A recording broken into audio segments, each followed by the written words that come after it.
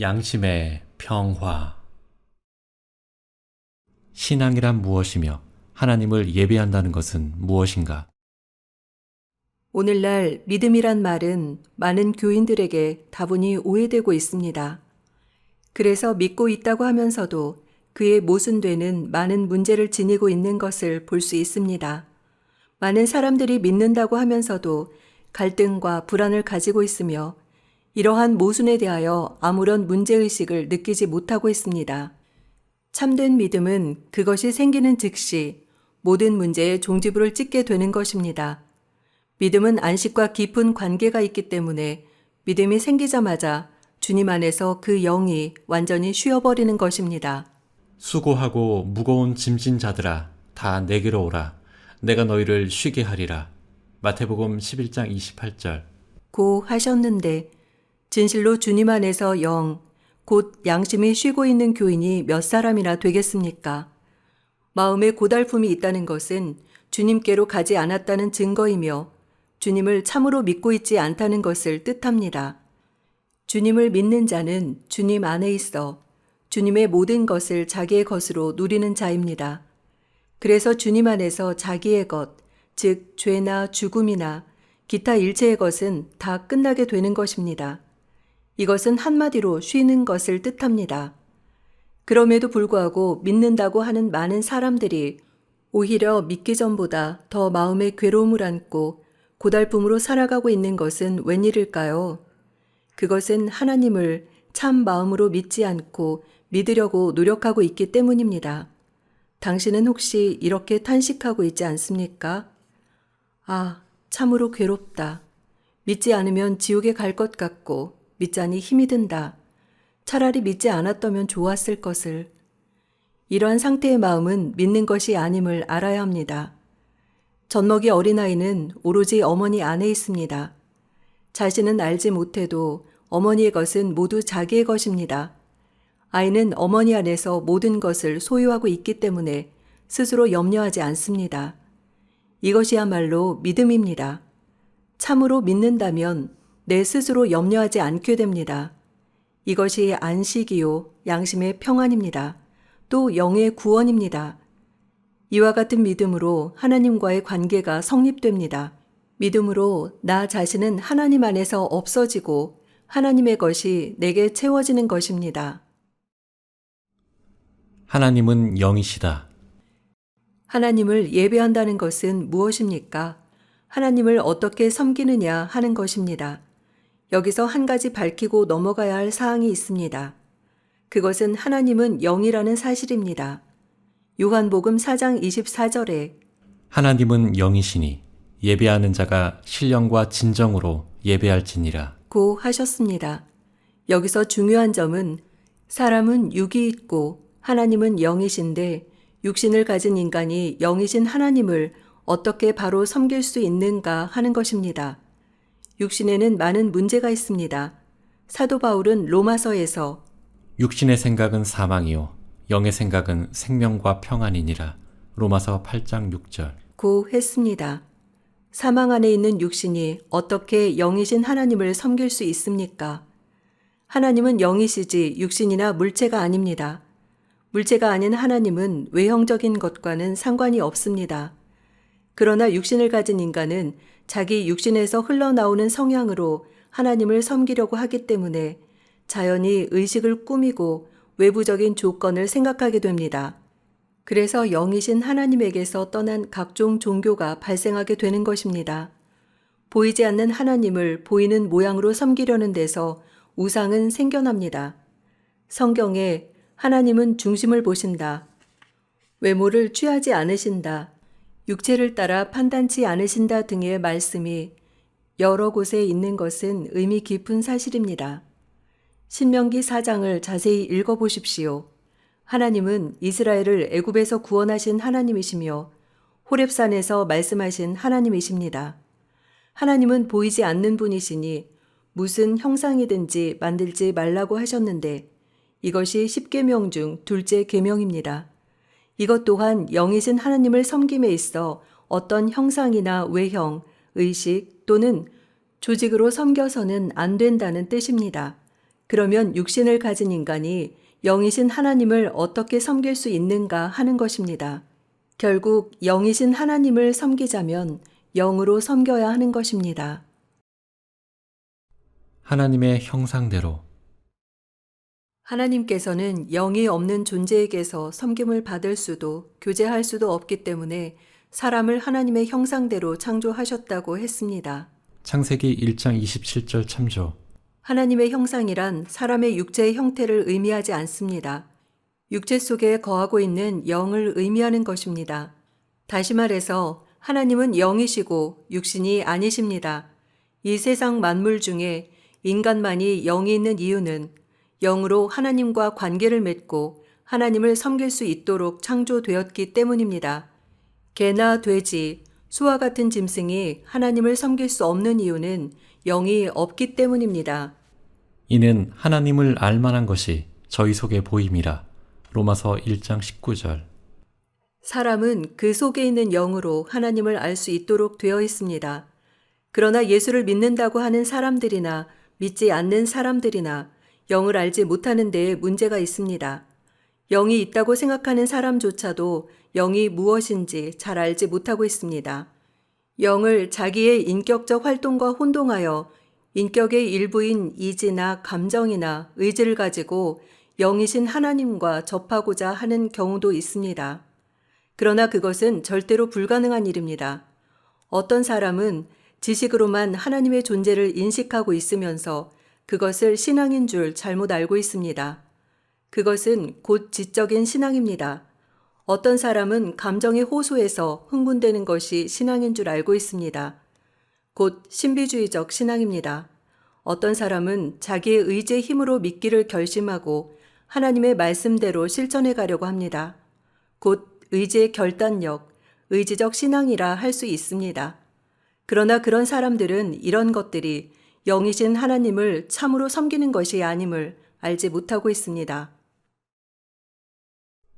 영의 활동은 양심. 그와 같이 인격적인 방면으로 하나님을 믿어도 마음속 깊은 곳에서는 갈등과 문제가 풀리지 않습니다. 그것은 영이 하나님을 만나지 못했으며 근본적인 해결을 보지 못했음을 말해줍니다. 영이 하나님을 접하는 것은 양심으로 알 수 있습니다. 양심은 인격인 내 마음과 다릅니다. 내가 무엇을 하려 하면 양심은 소송기관으로서 비판을 하며 잘못을 정죄합니다. 바로 이러한 양심의 활동이 영의 기능인 것입니다. 따라서 앞서 언급한 인식하고 느끼고 결심하는 믿음을 가진다 해도 참된 평안을 누릴 수 없습니다.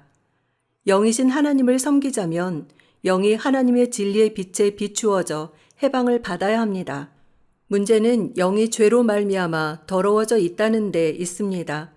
영이 죄로 더러워져 있고 죽어 있는 것이 인생의 최대의 비애이며 문제입니다. 에베소서 2장 1절에 너희의 허물과 죄로 죽었던 너희. 라고 한 말씀은 영이 죄로 더러워져서 죽은 상태에 있었다는 것을 의미합니다.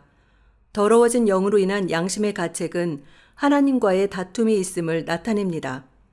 아담이 선악을 알게 하는 나무의 실과를 먹은 즉시 영이 죽고 양심의 괴로움과 부끄러움 그리고 다툼과 불안이 생겼습니다.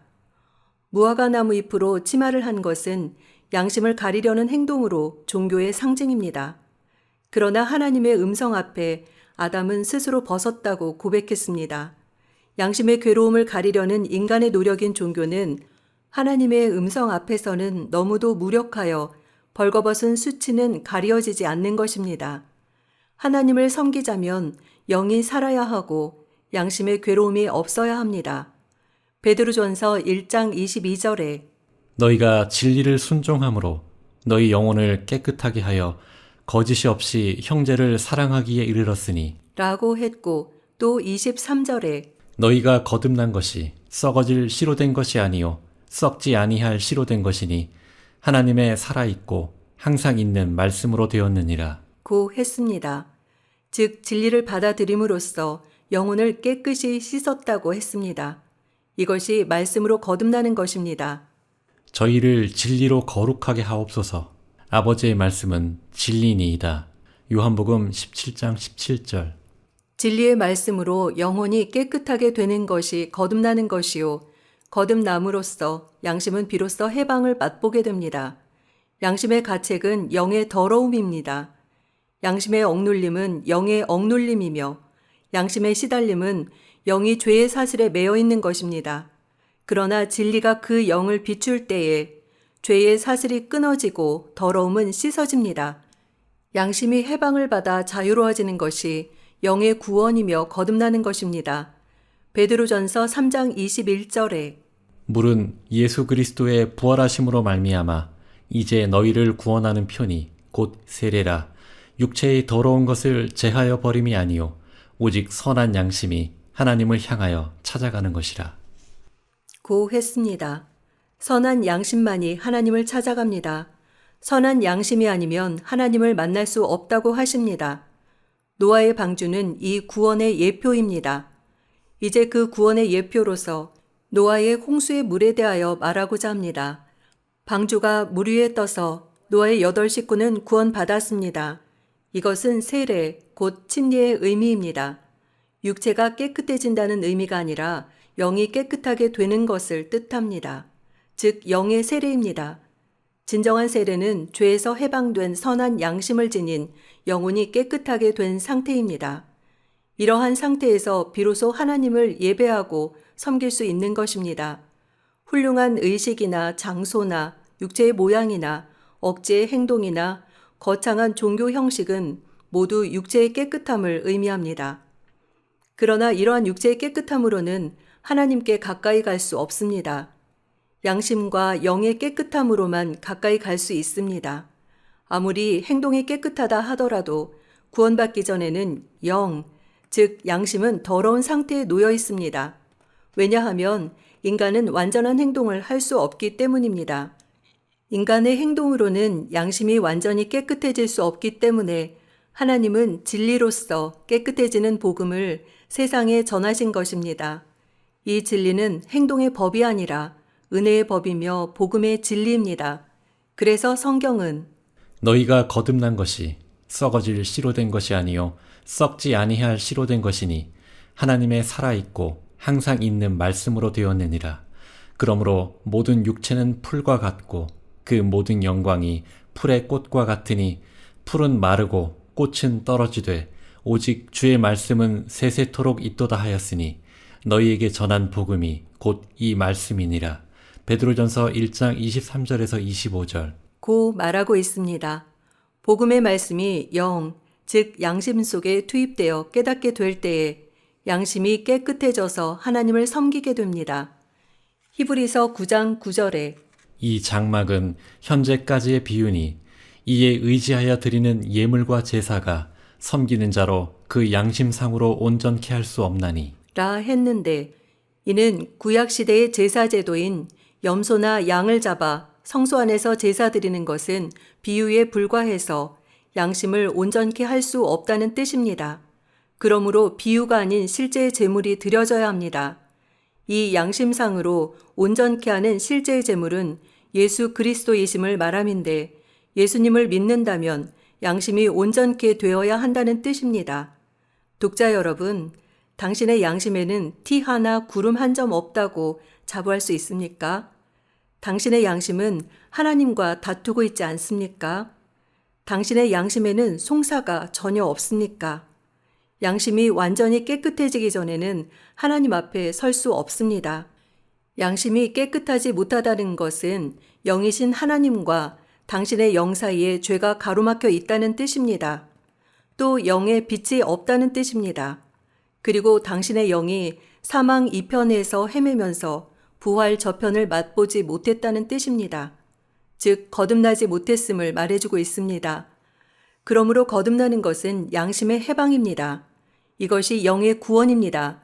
베드로전서 1장 9절에 믿음의 결국 곧 영혼의 구원을 받음이라. 고 했습니다. 영혼의 구원은 진리를 깨닫는 순간 찾아오는 양심의 자유입니다. 그래서 요한복음 8장 32절에 진리를 알지니 진리가 너희를 자유케 하리라. 고 예수님은 말씀하셨습니다. 당신은 진리를 깨닫고 양심의 평안을 얻었습니까? 거짓 진리에 의한 괴로움으로부터 양심의 해방을 받았습니까? 요한복음 1장 4절 9절에 그 안에 생명이 있었으니 이 생명은 사람들의 빛이라. 참빛 곧 세상에 와서 각 사람에게 비추는 빛이 있었나니. 라고 했습니다. 진리는 이성에 비추어서 이해되는 것이 아니라 영에 비추어서 양심을 풀어주는 계시입니다. 묶여있는 영을 풀어주는 계시의 진리입니다. 송사자와 사화하라.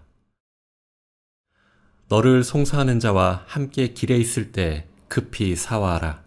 그 송사하는 자가 너를 재판관에게 내어주고 재판관이 관예에게 내어주어 옥에 가둘까 염려하라. 마태복음 5장 25절. 이 말씀은 인간의 일생을 송사자에 의해 끌려가는 죄수의 길에 비유하고 있습니다. 송사자는 곧 양심으로서 검사의 역할을 담당하고 있고 길에 있을 때란 심판대 앞에 서기 전까지 인생의 과정입니다. 이것은 이 세상에 태어난 모든 사람에게 적용됩니다. 재판장은 심판주 하나님이시며 옥은 지옥입니다. 송사자와 길에 있을 때에 또 심판대 앞에 가기 전에 급히 사화하라고 하신 것은 죽기 전이나 예수께서 오시기 전, 이 육신으로 있을 동안 안에서 송사하고 있는 양심과 사화하라는 것입니다. 히브리서 9장 27절에 한 번 죽는 것은 사람에게 정하신 것이요 그 후에는 심판이 있으리니. 라고 했습니다. 아무리 재판관이 기다리고 있어도 검사가 불기소 처분해버리면 판결할 수 없습니다. 송사자, 곧 양심과 사화하는 것은 바로 진리를 깨닫고 죄에서 해방받는 것입니다. 로마서 2장 14절부터 16절에 율법 없는 이방인이 본성으로 율법의 일을 행할 때는 이런 이들은 그 양심이 증거가 되어 그 생각들이 서로 혹은 송사하며 혹은 변명하여 그 마음에 새긴 율법의 행위를 나타내느니라. 곧 내 복음에 이른 바와 같이 하나님이 예수 그리스도로 말미암아 사람들의 은밀한 것을 심판하시는 그날이라. 고 했습니다. 요컨대 양심의 투쟁, 즉 가책이 있는 사람에게는 마지막 심판이 있다는 뜻입니다. 양심의 한 구석에는 잘못이다, 죄다, 거짓이다 소리치는 송사가 있고 또 다른 구석에서는 열심히 그 소리를 막고자 하는 변명이 있습니다. 그래서 속에서는 두 소리가 싸웁니다. 창세기 4장에 하나님께서는 가인을 향해 말씀하셨습니다. 내 아우의 핏소리가 땅에서부터 내게 호소하느니라. 10절. 인간의 귀에도 양심에서 하나님께 송사하는 정죄의 소리가 끊임없이 들려옵니다. 그러나 가인은 그 소리를 듣고 계시는 하나님이 무서워 하나님 앞을 피했습니다. 그 자손들도 그 소리를 막기 위해서 퉁소를 만들어 그 소리를 피하려 했고 또 농사를 짓고 날카로운 기계를 만들어냈으나 멸망했습니다. 오늘도 사람들은 양심에 송사하는 소리를 피하려고 쾌락으로, 세상 영광으로, 전쟁으로 자기를 숨기려고 합니다. 그러나 양심은 여전히 불안합니다. 안락을 찾으나 없고 행복을 구하나 없습니다. 빌라도는 물로 손을 씻었고 가룟 유다는 은 30을 성전에 던지고 목매어 죽었으니 이것은 양심의 괴로움을 견디지 못한 때문입니다. 유다는 예수님의 죄 없이 심판받는 것을 보는 순간 마귀가 그의 마음을 풀어놓아 양심이 활동하게 된 것입니다. 그와 같이 오늘날 많은 사람이 죄를 범하고 소리치는 양심의 송사를 여러 가지 방법으로 변명하여 숨겨버립니다. 그러고는 죄를 은밀한 구석으로 몰아 넣어버립니다. 그런 후 자신의 기억 선상에 떠오르지 않으면 그 죄는 없었던 것으로 여기고 살아갑니다. 그러다가 그것들이 부흥회 같은 때 되살아나 자신의 마음을 괴롭히기도 하고 눈물을 흘리기도 합니다. 그러나 이것도 하나의 변명입니다. 눈물을 흘리는 것까지는 좋으나 사단은 찾아와서 눈물을 흘렸으니 이젠 됐다고 후련한 기분을 넣어주어 일단 안심시킵니다. 그러면 죄는 무화과나무 잎으로 만든 치맛자락 밑으로 은밀히 숨어버립니다. 울어도 못하네 하고 찬송가를 부르나 그것이 무엇을 의미하는지도 모르는 가운데 울면서 기도하고 또다시 그 찬송가를 부르고는 합니다. 그러는 동안 죄는 은밀한 창고 속에 자꾸만 쌓여갑니다. 이렇게 은밀히 숨어가는 죄에 대해 성경은 이렇게 말씀했습니다. 주 여호와 내가 말하노라. 내가 잿물로 스스로 씻으며 수다한 비누를 쓸지라도 내 죄악이 오히려 내 앞에 그저 있으리니. 예레미야 2장 22절. 죄는 잿물이나 비누로 씻어지지 않습니다. 어떠한 종교적인 의식으로도 씻을 수 없습니다. 양심과 하나님 사이에 있는 죄는 그런 것으로 씻어지지 않는다는 것을 알지 못하고 있습니다. 짓는 죄마다 영이신 하나님 앞에 가는 것이며 그곳에 은밀히 숨어 있는 것입니다. 동시에 하나님과만 상대하는 사람의 영, 곧 양심에는 자꾸만 때가 끼는 것입니다. 죄가 있는 장소는 하나님 앞입니다. 그 하나님 앞에는 사람의 영이 있고 그 사람의 죄가 그 사이에 있습니다. 우리의 모든 죄는 하나님의 법을 범했기 때문에 한 번이라도 양심을 스쳐간 것은 비록 자신은 잊어버렸더라도 하나님의 책에 기록되어 있다가 은밀한 것을 심판하시는 하나님 앞에서 판결의 제목이 됩니다. 하나님은 완전히 공의로우심. 사람들은 큰 죄는 심판받으나 작은 죄는 심판받지 않고 관대하고 너그러우신 하나님 앞을 그대로 지나간다고 생각합니다. 그러나 하나님은 완전하시고 깨끗하시고 거룩하십니다. 그리고 머리털까지 다 세시며 참새 한 마리라도 떨어지는 것을 아실 만큼 세밀하십니다. 마태복음 5장 22절 중에 노하는 자마다 심판을 받게 되고 미련한 놈이라 하는 자는 지옥불에 들어가게 되리라. 고 하셨습니다. 또 26절 중에는 홀이라도 남김이 없이 다 갚기 전에는 결단코 거기서 나오지 못하리라. 고 하셨습니다. 호리는 도량에 있어서 매우 작은 단위입니다. 돈을 계산하는 데 있어서도 리는 푼의 10분의 1이며 호는 리의 10분의 1이 됩니다. 따라서 죄를 갚는데 아주 작은 단위인 호리만한 죄의 값도 갚지 않으면 죄는 해결되지 않고 지옥에 영원히 있게 된다는 뜻입니다. 지옥은 있느니 없느니 따질 것이 못 됩니다. 없다고 말하는 사람도 들어가는 곳이니 없다고 하든 있다고 하든 어떻게 생각해도 진리에는 변동이 없습니다. 지옥은 하나님의 절대적인 공의가 완성되는 곳입니다. 이 세상에서는 십자가 외에는 공의가 완성되지 않으며 십자가 밖에 있는 영과 육에 하나님의 공의가 완성되는 곳이 지옥이니 아무리 호리의 값어치밖에 안 되는 죄도 그만큼의 벌을 대가로 받는 곳이 지옥입니다. 그래서 요한계시록 20장 12절에서 15절에 죽은 자들이 자기 행위를 따라 책들에 기록된 대로 심판을 받고 불못에 던지우더라. 고 되어 있습니다. 여기서 죽은 자는 구원받지 못한 자입니다. 사화되지 않은 양심에 의하여 기소된 사람이 심판을 받습니다. 양심과 사화된 사람은 불기소 처분을 받은 사람이기 때문에 심판이 없습니다. 요한복음 3장 18절에 저를 믿는 자는 심판을 받지 아니하는 것이요. 라고 했습니다. 그러나 양심의 해방이 없는 사람은 크든 작든 세상에서 행한 그 행위대로 지옥 앞에서 형벌의 양이 언도됩니다. 푼, 리, 호만큼의 죄대로 언도됩니다. 이와 같이 하나님은 죄인이라도 억울하지 않도록 공평하게 하십니다. 가룟 유다는 양심의 괴로움 때문에 죽었습니다. 지옥은 양심의 죄만큼 벌을 받는 곳입니다. 죄의 정도만큼 불꽃 가운데서 고통을 받는 곳입니다. 지옥은 실제의 불과 달라 꺼지지도 않습니다. 그만큼 지옥의 괴로움은 견딜 수 없을 것입니다. 선악을 몰랐다면 인간은 선악과를 먹은 아담의 자손입니다. 선악과를 먹었다는 것은 선악을 알게 된 것을 말합니다. 선악을 알게 하는 나무의 실과는 먹지 말라. 내가 먹는 날에는 정령 죽으리라. 창세기 2장 17절. 고 하나님은 말씀하셨습니다. 이 말씀을 생각해 보십시오. 먹으면 선과 악을 알게 되고 그것을 알게 되면 죽는다고 하셨습니다. 아담은 과연 선과 악을 알게 되었고 죽었습니다. 물론 육신은 나중에 죽었고 당장 죽지는 않았습니다. 그러나 당장 죽은 것이 있습니다. 영이 죽은 것입니다. 영이 죽었다는 것은 영이 없어진 것을 뜻하는 것은 아닙니다. 영이신 하나님과 관계가 끊어지고 자유를 잃었다는 뜻입니다. 하나님 앞에서 두려움과 부끄러움이 동시에 닥쳐왔습니다.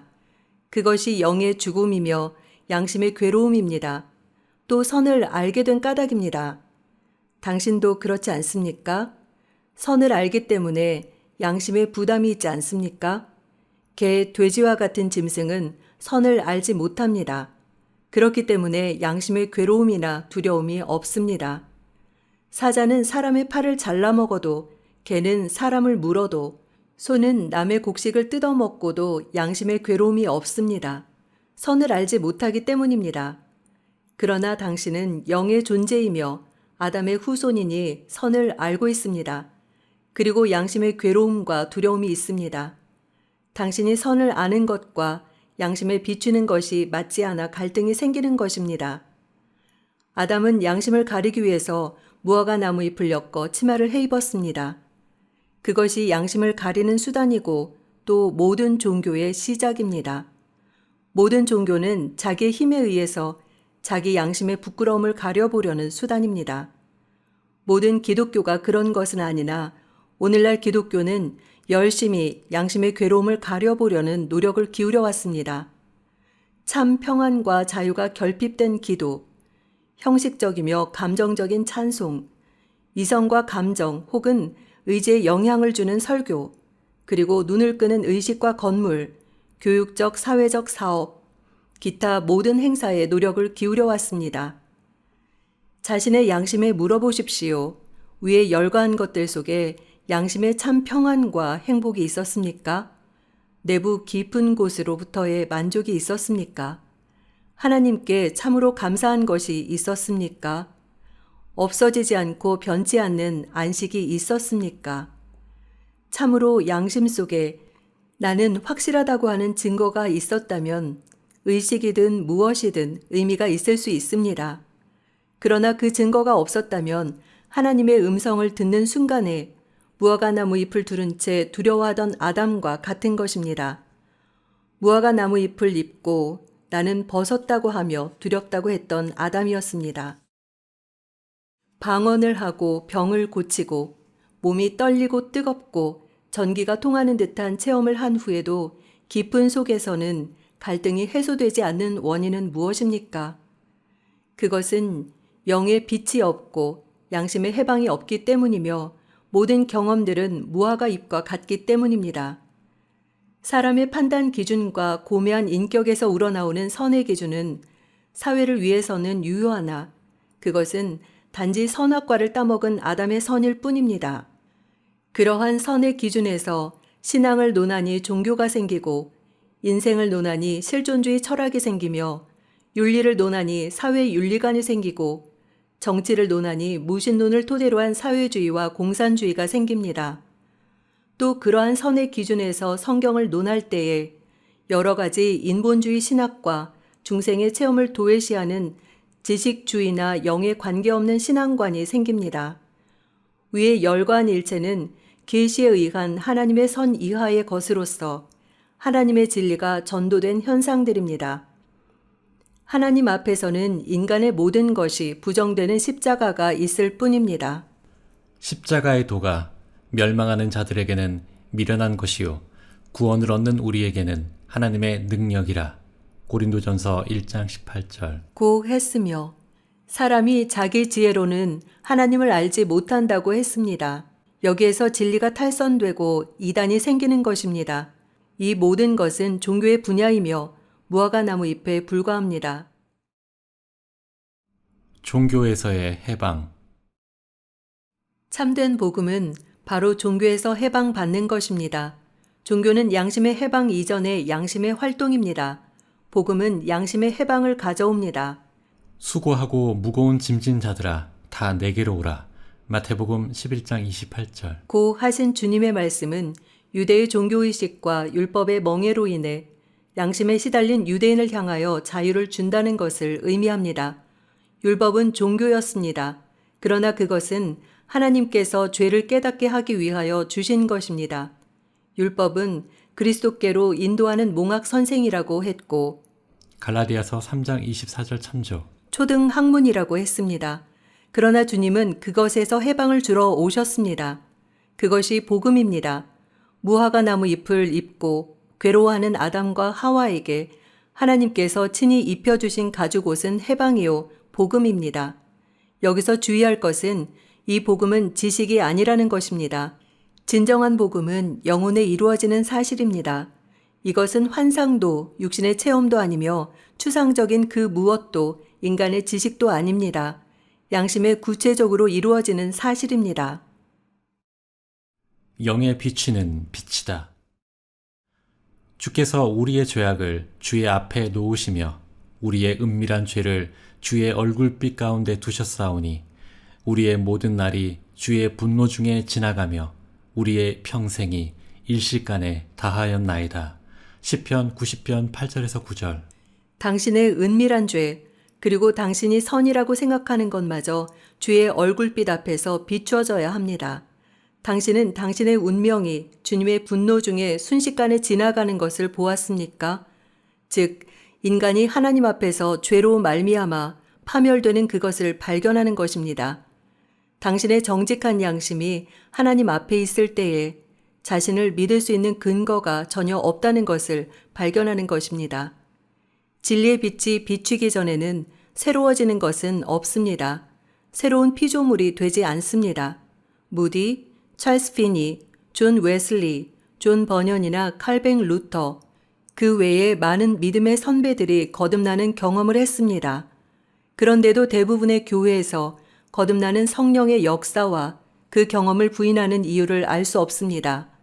혹 인정한다 해도 신비주의적 경험이나 외부적인 것을 주장할 뿐 영의 깊은 경험은 부인합니다. 그렇게 하고도 천국에 간다고 가르치며 평안이 없으면서도 평안하다고 가르치고 있지 않습니까? 성경은 사람을 속이지 않습니다.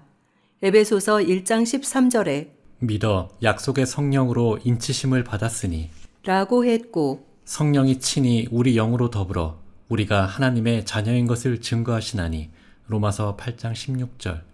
믿는 자는 자기 안에 증거가 있고 요한일서 5장 10절.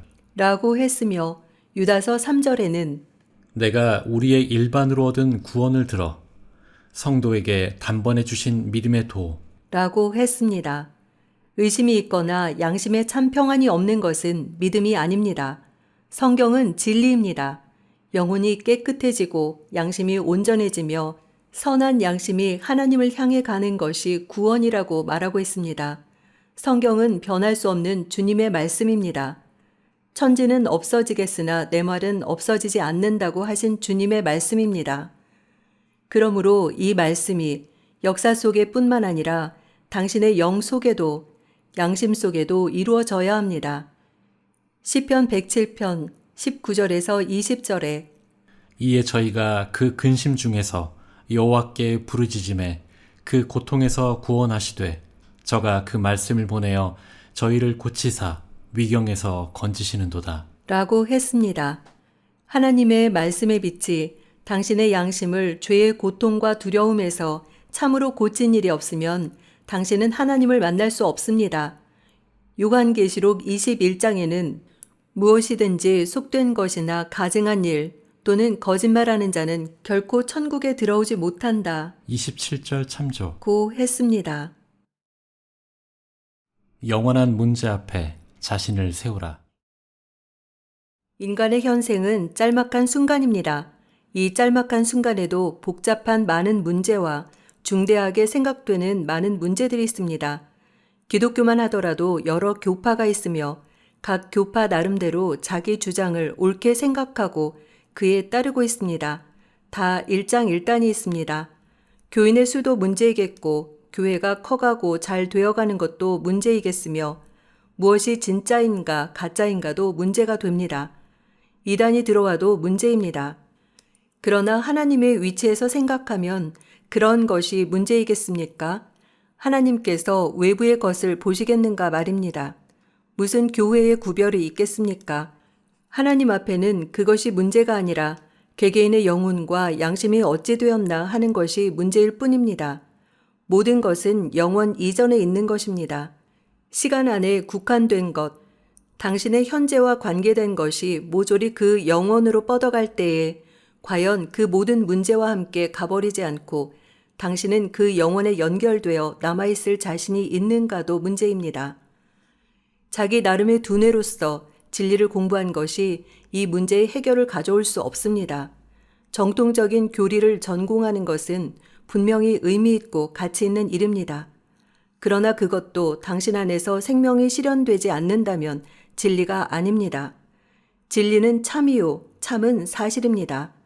한 그릇에 밥을 놓고 칼로리를 따지고 기타 모든 성분을 분석하는 것은 과학적 진리일지는 모르나 먹지 않으면 체력과 건강에 보탬이 되는 그 사실은 발생하지 않습니다. 밥을 먹을 때에 그 속에 있는 칼로리가 사람 안에서 진리가 됩니다. 이론적으로 알고만 있어서는 안 됩니다. 십자가는 사실이지 이론이 아닙니다. 그 사실이 개인의 양심 속에 역사하지 않았다면 그것은 교리에 불과할 뿐 진리가 아닙니다. 십자가의 진리로 당신의 양심이 해방된 적이 있습니까? 당신의 생애가 변화된 일이 있습니까? 인간적인 훈련이나 의지의 작용이 아니라 당신의 양심을 포박하고 있는 죄의 사슬에서 놓인 일이 있습니까? 이제는 온전하여 부끄럽지 않은가? 과연 마음에서 하나님은 나의 구원 되시오니 내게 정죄함 없겠네. 찬송가 210장. 그리고 내 영혼의 그윽히 깊은 데서 맑은 가락이 울려나네. 찬송가 469장. 하는 찬송이 흘러나옵니까? 당신은 사도신경을 읽을 때에 죽은 자 가운데서 다시 살아나시며 하늘에 오르사 전능하신 하나님 우편에 앉아 계신 주님께 참으로 깊은 데서 우러러보며 영광을 돌리며 그 사실로 인해 솟구쳐 오르는 소망과 감격을 누리십니까? 그리고 성령을 믿고 성도와 참된 교제를 알고 하나님과의 교제까지도 아십니까? 무릎을 꿇고 영이신 하나님께 물어보시고 당신의 양심에 물어보십시오. 나 스스로 믿고 산다는 것이 육신을 위해서인가 영을 위해서인가를, 또 참으로 영혼의 목적이 없고 육신만을 지키는 것이 당신의 목적이라면 당신은 아무것도 지킬 수 없습니다. 오직 주님만이 당신을 지키고 계심을 알 수 있습니다. 요한복음 10장 28절에 내가 저희에게 영생을 주노니 영원히 멸망치 아니할 터이요 또 저희를 내 손에서 빼앗을 자가 없느니라. 고 했습니다. 당신은 누구의 것입니까? 당신의 것이기 때문에 당신이 수고하고 있지 않습니까? 그러나 참으로 주님의 것이라면 주님이 지키시지 않겠습니까? 어디에 있든지 참으로 주님의 것이 된 사람은 주님께서 빼앗기지 않으실 것입니다. 암흑의 여정. 어느 초겨울 저녁놀이 짙어갈 무렵 제법 차가운 날씨에 예배당 옆 초가집 안방에서 내 인생의 한 꿈을 어린 가슴에 심어준 사건이 있었습니다. 한 거린이 덜덜 떨면서 밥을 좀 달라고 찾아왔습니다. 그를 한참 지켜보시던 아버지께서 추우냐고 물으셨습니다. 예, 춥습니다. 그 모습을 보시던 아버지는 그 자리에서 입고 계시던 저고리를 벗으시더니 여기 있다. 입고 가거라. 하시면서 그에게 입혀주셨습니다. 그 인상적인 모습은 내 가슴에 작은 씨앗이 되어 잊을 수 없는 감격을 가져다 주었습니다. 그 후 5, 6년쯤 지난 12살 때 아버지와 한자리에 나란히 누웠을 때 아버지께서 말씀하셨습니다. 너는 커서 목사가 되어라. 이 말씀으로 내 생애의 방향이 정해졌습니다. 목사가 되어 아버지처럼 참으로 남을 사랑하는 교회의 목사가 되어야 한다는 어렴풋한 사명감을 가졌습니다. 고향 지방에서는 널리 알려진 일이지만 아버지는 참으로 사랑이 많으셨습니다. 어려운 사정을 보시면 눈물을 흘리시며 하나님과 사람에게 호소하셨고 심지어는 거지를 방에서 함께 재워 온 방에 이가 기어다녔던 일 등 숱한 일화가 있습니다. 신학교를 졸업하고 29세에 나는 목사가 되었습니다. 그러나 문제는 목사가 되기까지의 과정에서 벌써 시작되었습니다. 천사들이 모인 곳인 줄 알았던 신학교와 기숙사에서 받은 상처는 지워지지 못할 상처로 남아 결국 환멸을 느끼게까지 되었습니다. 졸업할 당시에는 안수를 거부하려 했습니다. 그러나 부친의 책망과 이웃의 권면에 못 이겨 안수를 받고 목사가 되었습니다. 해방 후 교회의 내분 때문에 갈등은 더욱 깊어갔습니다. 그래서 나만이라도 진흙 속의 옥처럼 이상적인 목회를 해보리라 다짐을 하고 옷깃을 여미면서 하나님 앞에 맹세했습니다. 새벽이면 2-3시간을 울면서 기도하기도 했습니다. 지금 생각하면 참으로 교만한 생각이었을 따름입니다. 그러는 중에도 아버지처럼 살아가리라는 생각에서 이웃 사람, 특히 곤경에 처한 이웃 사람들을 향해서 도움을 주려고 심혈을 기울였습니다. 그러나 이웃 사랑하기를 내 몸과 같이 하라. 는 말씀은 언제나 양심의 한 구석에서 노한 얼굴로 나를 노려보는 것 같았습니다. 내가 행할 수 있는 방법과 힘을 다해서 이웃을 돕고 어려운 사람을 도왔으나 그것이 내 몸 같으냐 하는 소리는 날이 갈수록 더해가기만 했습니다. 어떻게 살았는지 낱낱이 설명하지는 않겠으나 여하간 극단적인 방법으로 살았던 것은 틀림없습니다. 그랬기에 가정에서는 그렇게 살면 가정은 어떻게 하라는가 라는 불평을 들었습니다. 어느 날 밤 대구의 어느 골목을 지나다가 거지가 남의 연탄 아궁이 위에 앉은 것을 보았습니다. 나는 다음날 설교가 완전히 거짓말이 되느냐 아니면 그대로 진실이 되느냐 하는 갈등 때문에 발걸음을 옮길 수가 없었습니다. 집으로 데리고 갈까 말까 망설여졌습니다. 그러나 집으로 데리고 가면 온 집안이 발칵 뒤집힐 것이기에 차마 용기가 나지 않아 난감했습니다. 생각 끝에 됐다. 집에 가서 이불을 한 채 갖다 주자 하고 생각하고는 집으로 갔습니다. 그러나 막상 대문을 열고 집에 들어서는 순간 마음이 동요하기 시작했습니다. 따뜻한 이불 속에 누운 나의 양심은 끊임없이 소리치고 있었습니다. 위선자, 위선자. 저 거리를 보라. 얼마나 많은 불쌍한 자들이 떨고 배고파하고 있는가. 그러나 너는 따뜻한 이불 밑에서 잘 자고 아침에는 흰 쌀밥으로 배를 채우겠지. 그리고 설교 단상에서 사랑하라고 소리치겠지. 너는 위선자가 아닌가. 이런저런 생각을 하다 잠이 들었습니다. 다음날 주일 오전 설교는 단상에 서서 얼굴을 제대로 들지도 못하고 겨우 원고만 읽은 채 지났습니다. 차츰차츰 설교가 싫어졌고 설교를 하는 의미를 잃어가기 시작했습니다. 왜 나는 설교를 해야 하나? 결국은 먹기 위해서가 아닌가? 하나님 맙소사. 먹기 위해서라면 이 세상에 훨씬 떳떳한 방법이 있지 않겠나? 그리하여 내 생활은 완전히 의미를 잃어갔습니다. 노동자에게는 생산이 있고 농민에게도 소출이 있는데 목사로서 나의 생산은 무엇인가? 나 목사는 선한 말을 가장 많이 하고 있으나 생활에는 그것이 없지 않은가 하고 양심은 소리쳤습니다. 언젠가 어느 바닷가에서 목사들만의 수양회가 있었는데 둘러앉아서 방담하는 중에 나는 동료 목사들에게 나는 이제 목사로서 목회할 자신이 없다고 했습니다. 그때 어느 목사가 말하기를 권 목사는 목회의 성공자라고 이름이 났는데 그것이 무슨 말인가? 권 목사가 못한다면 누가 하겠는가? 라고 했습니다. 그래서 나는 내 가정에 쌀독에 쌀 2대가 있으면 한 대는 굶는 자에게 주고 한 대는 가족이 먹어야 할 터인데 나는 그것을 할 수가 없습니다. 라고 했더니 주위의 목사들이 그것은 너무 심각한 이야기다. 그렇게 할 수 있는 사람이 어디 있는가? 했습니다. 그러나 나는 하나님의 말씀인데 어떻게 하겠습니까? 라고 했으나 아무런 대답을 얻을 수 없었습니다. 내가 평신자이거나 또는 설교를 하지 않는다면 모르나 설교를 하고 남을 가르치고 있으면서 나 자신은 이웃을 내 몸같이 사랑할 수 없는 이율배반적인 법칙이 있다는데 문제가 있었던 것입니다. 자신이 행할 수 없는 것을 어떻게 설교할 수 있는가 말입니다. 그렇다면 그것은 위선이고 거짓말이었습니다. 설교하기가 죽기보다 싫어졌고 어떻게 목사 생활을 포기하고 살아갈 수 있는가만이 문제였습니다. 그러던 어느 날 사상계를 읽던 중 어느 분이 쓴 창녀는 먹고 살기 위해 몸을 팔고 선생은 먹고 살기 위해 지식을 팔고 목사는 먹고 살기 위해 교회에서 윤리 도덕을 판다. 무엇이 다르나? 라는 글을 읽었습니다.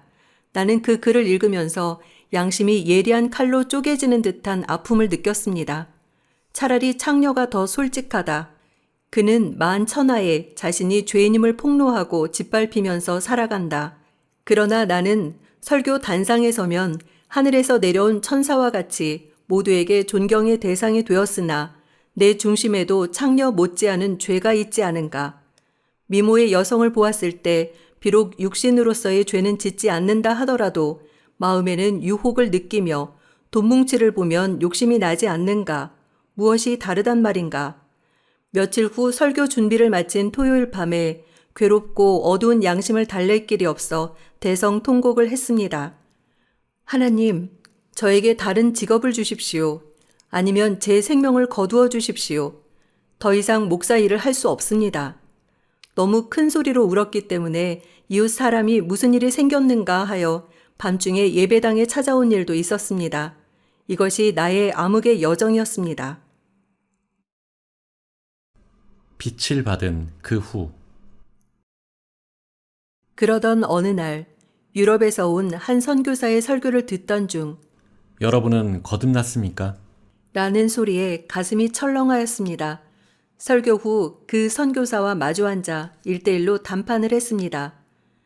나는 믿고 있는데 거듭났느냐는 질문에 왜 대답이 나오지 않습니까? 그때 선교사는 목사님, 무슨 의심이 있습니까? 라고 되물었습니다. 그때 나는 의심은 없습니다.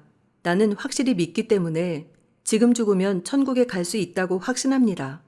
라고 대답했습니다. 그러자 선교사는 그러면 됐습니다. 의심 없이 천당에 갈 수 있으면 됐지요. 하고 말했습니다.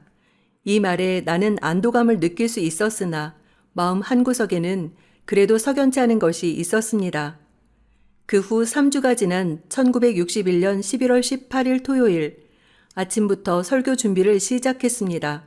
본문은 로마서 1장 17절로 제목은 의인은 믿음으로 말미암아 산다는 것이었으며 제1대지에는 하나님의 의가 나타났다고 기록했습니다.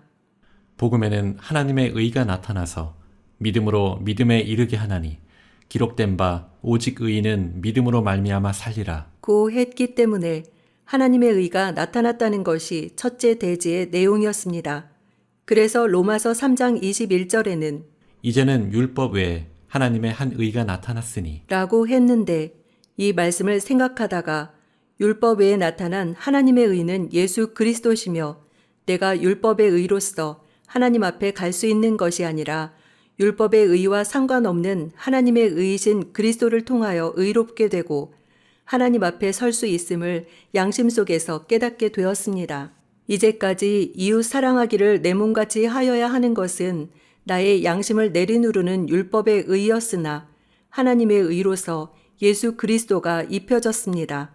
저희가 하나님께 열심히 있으나 지식을 좇은 것이 아니라 하나님의 의를 모르고 자기 의를 세우려고 힘써 하나님의 의를 복종치 아니하였느니라. 로마서 10장 2절에서 3절. 나는 깨달았습니다. 이해하는 데만 그치지 않고 양심의 문제가 해결된 것입니다. 10수년간 내 양심을 칭칭 동여매었던 죄의 사슬이 한꺼번에 풀어졌습니다. 문제를 찾으려고 아무리 돌아보아도 찾을 수 없었습니다. 조금 후에 마음속 깊이 하나님께 참된 감사와 찬송이 흘러나왔습니다. 내 죄 사함 받고 구주를 안 뒤에 모든 것이 변화하여서 지금 내가 밟는 길 천국 길이요 주의 피 내 죄를 씻으셨네. 나의 모든 것 변하고 그 피로 구속받았네. 하나님께서 나의 구원 되시니 나에게 정죄함 없네. 이 찬송을 오후 2시부터 해가 지도록 불렀습니다.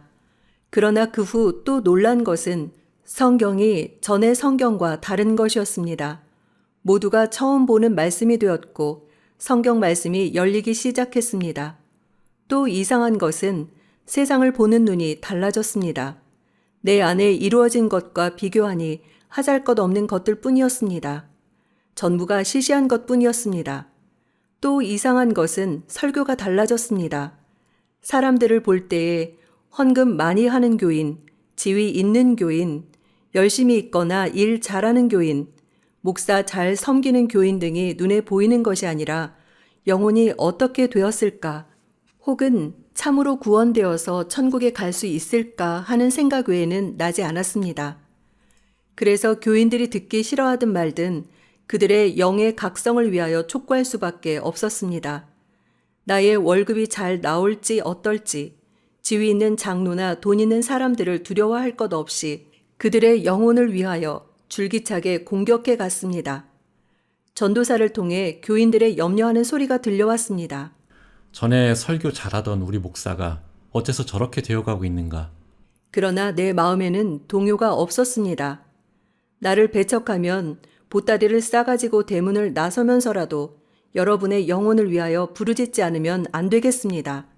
내가 굶어서 죽을지언정 먹기 위하여 귀를 즐겁게 하는 소리를 할 수는 없습니다. 라고 하면서 강단에서 언제나 눈물로 호소했습니다. 6개월이 지나면서 한 사람, 두 사람씩 깨달아가는 일이 일어났습니다. 1년 후에는 많은 영혼의 각성이 있었습니다. 구원받는 역사가 일어났으나 교파 내의 문제로 인하여 끝내 나는 교파에서 끊기고 말았습니다. 그 후 많은 가난과 괴로움의 기간이 지나 현재에 이르고 있으나 참으로 이 복음운동은 계속 전국 각지에 전파되어 사람들이 깨달아가는 일들이 일어나고 있습니다. 이것은 인간의 계획적인 힘으로 이루어지는 일이 아니므로 오직 주님 당신이 일하심을 감사할 따름입니다. 구원에서 말하는 것은 구원받으면 죄를 지어도 상관없다고 가르친다는 비판을 하는 자들이 있으나 전혀 근거 없는 말입니다. 구원이라 함은 이론이 아니라 성령으로 거듭나는 것이므로 구원은 말로만이 아닌 말씀의 힘인 것입니다. 율법에 의하여 인도되던 종교 생활에서 해방되어 자유가 왔습니다. 성령에 인도되기 때문에 함부로 죄 짓는 방종의 생활이 있을 수 없는 것입니다. 로마서 5장 20절에 그러나 죄가 더한 곳에 은혜가 더욱 넘쳤나니 라 했고 은혜를 더하게 하려고 죄에 거하겠느냐? 그럴 수 없느니라. 죄에 대하여 죽은 우리가 어찌 그 가운데 더 살리요? 로마서 6장 1절에서 2절. 라고 했습니다. 참으로 그렇습니다. 율법 밑에 있으면 죄를 더욱 짓게 되고 은혜 아래 있으면 죄를 이기게 되는 것이 로마서 6장에 가르치신 내용입니다. 그렇기에 구원받고 하나님의 세밀한 뜻에 순종하기 위하여 침례를 받는 것입니다. 침례가 구원의 조건은 전혀 아닙니다. 그러나 구원받은 자이면 하나님의 뜻에 대하여 첫 번째 순종이며 순종하는 생활의 첫 걸음이므로 침례를 받는 것입니다. 침례의 뜻은 그리스도와 함께 십자가에 죽고 그리스도와 함께 다시 살았다는 뜻으로 물에 잠겼다가 나오는 것입니다. 하지만 그 침례가 교파의 근거는 아니기 때문에 침례 받는 것은 어느 특정 교파에 가담되는 것이 아니고 오직 주님의 말씀에 순종하는 것뿐입니다. 침례가 주님의 뜻임은 그 내용의 진리가 참으로 깊은 것이기 때문에 그 깊은 뜻을 알아야 깨달을 수 있습니다. 참으로 주님의 뜻을 알고 따르고자 하면 주님의 말씀에 순종해야 하느냐, 교파의 법에 순종해야 하느냐는 것은 참으로 깨끗한 양심으로 주님을 섬기는 사람의 양심은 알 수 있을 것입니다. 주님은 말씀하셨습니다. 이 백성이 입술로는 나를 존경하되 마음은 내게서 멀도다. 사람의 계명으로 교훈을 삼아 가르치니 나를 헛되이 경배하는도다. 마태복음 15장 8절에서 9절. 라고 한 말씀 그대로입니다. 이 책을 읽으신 여러분, 생각해 보십시오. 진리가 세상에서 대중과 영합되고 환영받은 사실이 있습니까? 아벨로부터 노아, 아브라함과 이사야, 예레미야 등의 선지자, 또 사도 바울, 그리고 근세사에서 주님의 빛 가운데에 있던 믿음의 선배들을 보십시오. 주님 예수 그리스도의 자취를 살펴보십시오. 십자가의 험한 길이 그 과정이었으며 진리가 그 목표였습니다. 이것이 옛 신앙의 위인들의 환상과 꿈 속에서 몽유병자처럼 자기 도취에 빠져 자기를 합리화시킨 자취이겠습니까? 아담의 아내인 하와를 이용하여 아담을 속인 사단은 인류의 긴 역사 속에서 줄곧 활기찬 생명의 역사를 잠재우는 명수였습니다. 이처럼 사단의 손이 가슴을 토닥이고 사단의 부드러운 자장가를 들으며 깊은 잠에 취해 있는 것이 곧 인류의 역사였다면 초대 교회와 카타콤의 순교 생활의 역사와 그 역사를 함께 살펴볼 때 어느 편이 잠꼬대인가 하는 것을 생각해 보아야 하지 않겠습니까? 아, 이 분명한 사실을 어떻게 알게 할 수 있겠습니까? 그러나 성경 말씀대로 하나님께서는 최후의 승리와 성취를 위해서 졸지도 주무시지도 않으시니 시편 121편 4절 참조. 감사할 따름입니다. 그렇게 생각할 때 참으로 감사한 것은 고차원의 학문도 고매한 인격도 굽이지 못한 자를 진리로 눈을 뜨게 해주셨다는 분명한 사실입니다. 이것이 없었고 이 사실을 몰랐다면 어떻게 되었을까 하고 생각하면 눈앞이 아찔합니다. 빗발치듯한 비방과 이단이라는 규탄, 교파에서 끈기었을 때부터 겪은 극한에 달한 가난과 전국의 많은 교회의 미움과 질시의 눈초리 앞에서도 참으로 후회해본 일이 없고 후회할 수 없는 것은 주님을 통해서 풍성하게 넘치는 보배와 영광을 알게 되었기 때문입니다. 이것을 생각할 때에 보배는 질그릇 속에서 더욱 귀함을 느낄 뿐입니다.